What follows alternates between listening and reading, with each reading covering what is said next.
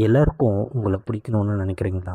யாராவது உங்க மேல கோவமா இருந்தா, உடனே நீங்க கில்ட்டா ஃபீல் பண்ணுறீங்களா? அவங்க என்ன நினைப்பாங்களோ? அவங்க ஹர்ட் ஆயிருப்பாங்களா? என்னை பத்தி தப்பா பேசிருவாங்களோன்னு யோசிச்சு, உங்களுக்கு பிடிக்காத விஷயத்துக்கும் எஸ் சொல்லிட்டு இருக்கீங்களா? அப்போ இந்த வீடியோ உங்களுக்காக தான். எல்லாருக்கும் பிடிக்கிற மாரி வாழ ட்ரை பண்ணுனா, ஒரு நாள் உங்களோட வாழ்க்கையே வேற ஒருத்தருக்காக அர்ப்பணிக்கிற மாரி ஆயிரும். ஸோ, தயவு செஞ்சு அத மட்டும் பண்ணிடவே பண்ணிடாதீங்க. Why do we try to please everyone? சின்ன வயசுலேருந்தே நம்ம நல்ல பையன், நல்ல பொண்ணு, நல்ல ஃப்ரெண்டான்னு இருக்கணும்னு கற்றுக்கிட்டோம். அதனால் யாராவது நம்ம மேலே அப்செட் ஆனால் நம்ம இமிடியேட்டில் போயிட்டு சாரின்னு சொல்லிவிடுவோம். சம்டைம்ஸ் நம்ம தப்பு பண்ணியிருக்க மாட்டோம், ஆனால் அவங்க கஷ்டப்பட்டுருவாங்களோ அப்படின்னு சொல்லிட்டு நம்ம வாண்டடாக போயிட்டு சாரி சொல்லுவோம்.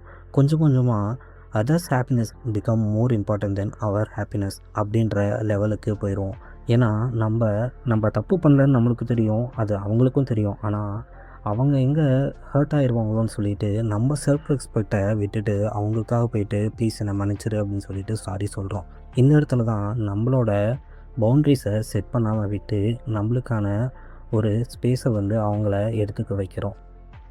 சரி, இதில் என்ன தப்பு இருக்குது அப்படின்னு தானே நினைக்கிறீங்க?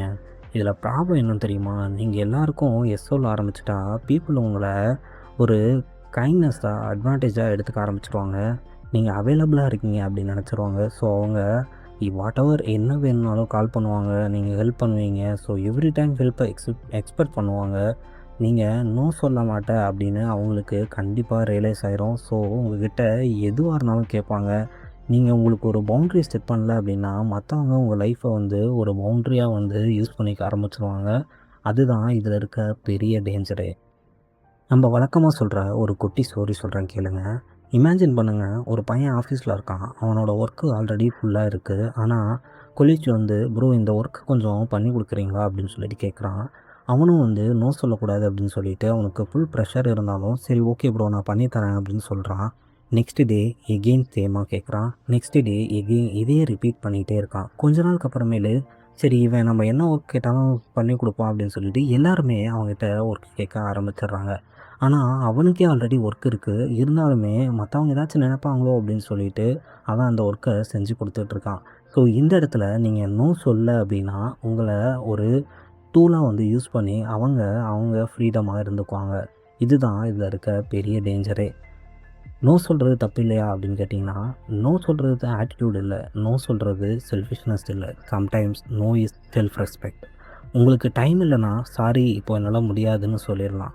உங்களுக்கு கம்ஃபர்டபுளாக இல்லைனா இதை நான் கம்ஃபர்டபுள் இல்லைன்னு சொல்லிடலாம். Every one won't like your answer but that's okay. ஏன்னா நீங்கள் உங்களுக்காக தான் வாழ்கிறீங்க, மற்றவங்களுக்காக இல்லை. ஒரு ரியாலிட்டியை தெரிஞ்சுக்கோங்க. நீங்கள் எவ்வளோ தான் நல்லவனாக இருந்தாலும் யாராவது உங்களை கிரிட்டிசைஸ் பண்ணிட்டு தான் இருப்பாங்க. நீங்கள் எவ்வளோ தான் ஹெல்ப்பாக இருந்தாலும் யாராவது உங்கள் மேலே கம்ப்ளைண்ட் பண்ணுவாங்க. நீங்கள் கரெக்டாக இருந்தாலுமே யாராவது உங்களை தப்பாக தான் புரிஞ்சுக்குவாங்க. ஸோ எல்லாரோட ஆப்ஷனை கண்ட்ரோல் பண்ண முடியாது, பட் உங்கள் ரெஸ்பான்ஸை கண்ட்ரோல் பண்ண முடியும். சரி, இதை நான் எப்படி ஸ்டாப் பண்ணுறது அப்படின்னு யோசிச்சிங்கன்னா, நான் சொல்கிற இந்த 5 விஷயத்தை ட்ரை பண்ணுங்கள். இமிடியேட்டாக எஸ் சொல்லாதீங்க, கொஞ்சம் யோசிச்சுட்டு சொல்கிறேன்னு சொல்லுங்கள். உங்களுக்கு பிடிக்கலன்னா நோ சொல்லுங்கள். பொலைட்டாக சொல்லணும், அதுவும் உங்களோட விஷ். ஓவராக எக்ஸ்பிளைன் பண்ணாதீங்க. நோக்கு 10 ரீசன் கொடுத்துடலாம் தேவையில்லை. உங்கள் டைமை வேல்யூ பண்ணுங்கள். உங்கள் டைம் தான் உங்கள் வாழ்க்கையிலேயே ரொம்ப இம்பார்ட்டன்ட். முதல்ல கில்ட்டியாக ஃபீல் பண்ணாதீங்க.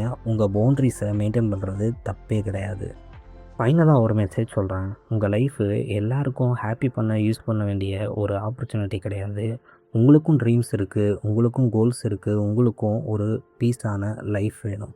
அதனால் மற்றவங்க உங்களை அப்ரிஷியேட் பண்ணுறாங்க பண்ணல அதெல்லாம் உங்களுக்கு ஒரு மேட்டராகவே கன்சிடர் பண்ணாதீங்க. உங்களை எப்பயுமே சாக்ரிஃபைஸ் பண்ணிக்காதீங்க. ஒன் டே நீங்கள் எல்லாருக்கும் சாட்டிஸ்ஃபை பண்ண ட்ரை பண்ணிவிட்டு உங்கள் லைஃப்பை மிஸ் பண்ணியிருப்பீங்க. அது கடைசியில் தான் உங்களுக்கே ரியலைஸ் ஆகும். அதுதான் உங்களை ஒரு பிக்கெஸ்ட்டு ரிக்ரெட் ஆப்ஷனுக்கு கொண்டு போய் முடிச்சிடும். நல்லவங்களாக இருங்க, ஹெல்ப்ஃபுல்லாக இருங்க, கைண்டாக இருங்க. ஆனால் உங்கள் செல்ஃப் ரெஸ்பெக்டை லூஸ் பண்ணிவிட்டு யாருக்கும் நல்லவனாக இருக்காதீங்க. எல்லாருக்கும் பிடிக்கணுன்னு வாழாதீங்க. உங்களுக்கு உண்மையாக பிடிக்கிற மாதிரி வாழுங்க.